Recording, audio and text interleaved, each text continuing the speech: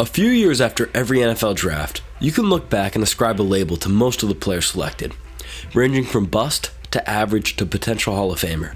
But one of the labels that is particularly intriguing is that of the late bloomer. Now, as you can probably already tell from the title, this is the label given to the subject of today's video, Jimmy Garoppolo, as up until his 6th year in the league, we really had no idea what to call him due to a small sample size. But the verdict is finally out on what he truly is, and that is a franchise quarterback, as he has taken the 49ers from basement dwellers to Super Bowl contenders due to his excellent performance at quarterback for the red and gold. But at the 2014 NFL Draft, most GMs didn't think the small school prospect had it in him, as he saw 4 other quarterbacks have their names called before his. Now, in today's video, I'd like to take a look at who these 4 quarterbacks are and how their careers have turned out. But first, let's take a look at how Garoppolo went from backup to Jimmy GQ. Jimmy Garoppolo played his high school ball at Rolling Meadows High in Illinois. While there, he didn't even start playing quarterback until his junior year, and when he did, he certainly didn't impress. In his 19 career games as the starter, he threw for 3,088 yards, 25 touchdowns, and 22 interceptions. Now, at this point, it looked as though it was the end of Jimmy's playing career, until his high school quarterbacks coach, Jeff Christensen, recommended him to Roy Whitkey, the Eastern Illinois offensive coordinator, who, although reluctant at first, eventually gave him a scholarship. Arriving at Eastern Illinois University in 2010, Jimmy's play improved every year, peaking in 2013 when he passed for 5,050 yards, 53 touchdowns, and 9 interceptions, won the Walter Payton Award, which is given to the best offensive player in the FCS, and cemented himself amongst Tony Romo as one of the greatest Eastern Illinois quarterbacks ever. After wrapping up his stellar college career, Jimmy declared for the 2014 NFL Draft. In the evaluation process, scouts said he had the physical tools to eventually earn an NFL starting job, but is more of a caretaker than a game changer, leading to him being considered anywhere from the 4th to 7th best quarterback prospect available, and allowing for Bill Belichick and the Patriots to scoop him up in the 2nd round with the 62nd overall pick. We finally got to see Jimmy start for the first time in 2016, when he was forced into the role due to Tom Brady's suspension. In his first game, Jimmy defeated the Cardinals in front of a national audience, and the following week against the Dolphins, he was playing out of his mind until he suffered a shoulder injury in the 2nd quarter. This was pretty much the last time we ever saw Jimmy in a Patriots uniform, as during the 2017 season he was traded to the 49ers for a 2nd round pick, and we would soon find out that Brady viewed Jimmy as a threat, and that Belichick had wanted him to be the quarterback of the future, but team management forced him to trade Garoppolo, signifying that both Brady and Belichick saw great potential in him. In San Fran, he started the team's final 5 games and went undefeated, taking the 1-10 49ers to a respectable 6-10 finish, which resulted in him being rewarded with a 5-year, $137.5 million contract. He and the 49ers went into 2018 with high expectations, but after Jimmy tore his ACL in Week 3, their season was over before it really even started. Now going into 2019, having only started 10 career games in 5 years, it was time to see what he was really made of.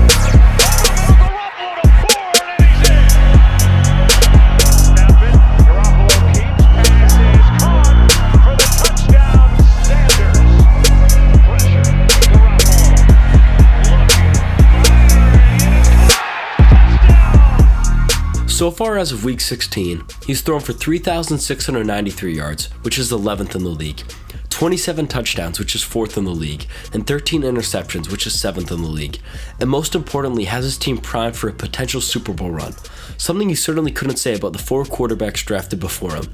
Now let's see who these guys are and how their careers have turned out so far. So for the first quarterback drafted before Jimmy GQ, we have Blake Bortles, who was originally taken 3rd overall by the Jacksonville Jaguars. Playing his college ball at the University of Central Florida, Bortles had quite the career there. Playing for 3 years and starting 2, he threw for 7,598 yards, 56 touchdowns, and 19 interceptions, solidifying himself as one of the best quarterbacks in the country when he declared for the draft. At the scouting combine, he was called a big, athletic, ascending quarterback with enough arm talent and intangibles to develop into a franchise starter, and that his skill set compares to some of the best in the game today, which was enough to convince the Jaguars to pull the trigger on him at number 3. So far as a pro, Blake has been what I would call a meme athlete, due to his reputation for erratic play on the field, combined with his notoriety off of it for the countless Barstool interviews and parody Twitter accounts. He's become one of the most memed athletes of all time. And I'm not gonna lie, some of them are pretty good. But all memes aside, the Boat has had quite an interesting career. He started out slow during his rookie year, then shattered records in 2015, breaking the Jaguars' record for most touchdowns and yards in a season, with 4,428 yards and 35 touchdowns. Then in 2016, he was once again trash, but in 2017, he took the Jaguars all the way to the AFC Championship game, where they came up just a few plays short versus the New England Patriots. But after another garbage season in 2018, the Jaguars finally moved on from Blake, and currently he's a backup quarterback for the Rams.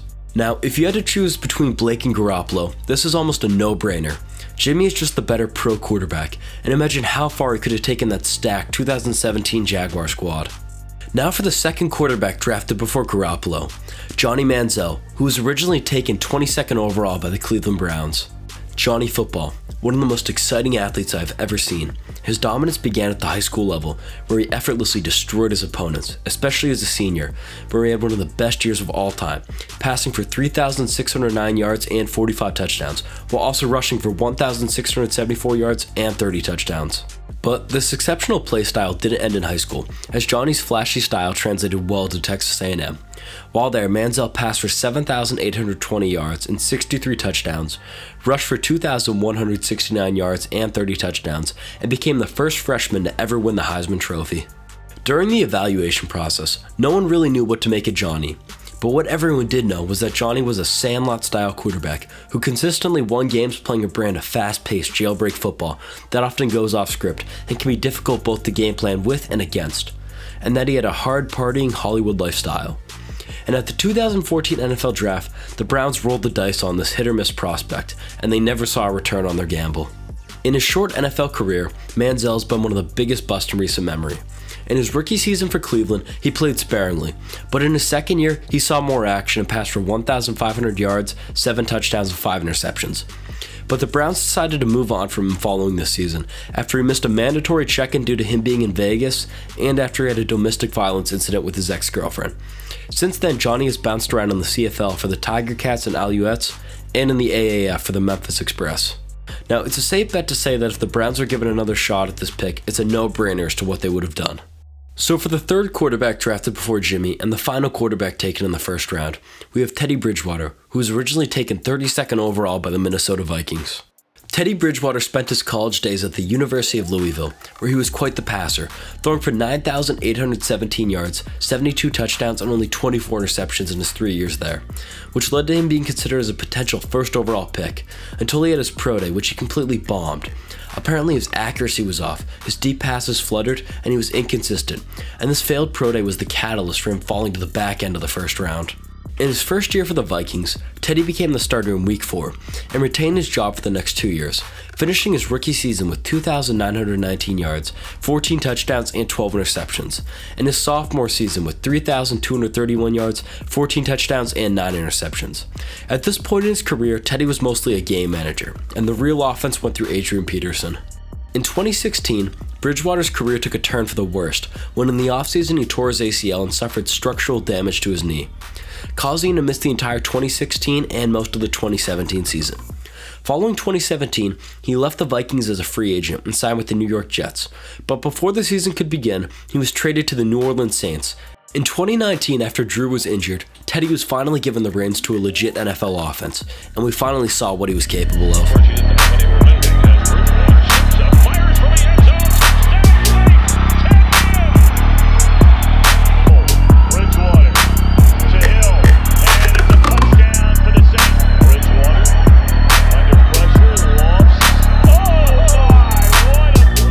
In relief of Breeze, Teddy threw for 1,205 yards, 9 touchdowns, and 2 interceptions in 5 starts, while simultaneously saving the Saints season and setting himself up for a major payday this coming offseason.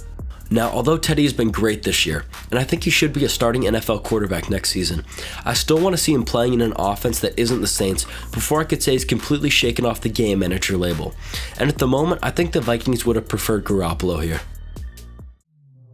And for the fourth and final quarterback taken before Jimmy GQ, Derek Carr to the Oakland Raiders with the 36th overall pick. Derek, the younger brother of notorious NFL draft bust David Carr, played college football at Fresno State where he was a stud, compiling 12,843 passing yards, 113 touchdowns, and 24 interceptions in his 3 years there as a starter. At the Combine, Carr was called an athletic, tough, instinctive, strong-armed, highly competitive quarterback who will impress in workouts, interviews, and on the board, which convinced the Raiders, who were desperately in need of someone to represent their franchise, to scoop him up. Now, I might be in the minority when I say this, but I think Derek is actually a pretty good NFL quarterback. So far as a pro, if you take his career per game averages and multiply it by 15 and compare it to Jimmy's 2019 so far, the numbers are pretty similar. Derek averages 3,613 yards for 23 touchdowns and 10 interceptions, while Jimmy has 3,693 yards for 27 touchdowns and 13 interceptions. Now, although it may seem like a long time ago at this point, but in 2015 and 2016, Carr was one of the most statistically successful quarterbacks in the league, and he's always had a knack for leading incredible game-winning drives.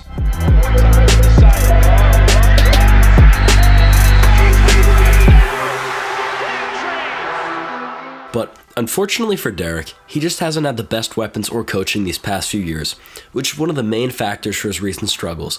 And at the end of the day, if I had to choose him or Jimmy, I'm going to go with the hot hand and say that although it would have been a tough decision for the Raiders, they probably would have taken Garoppolo.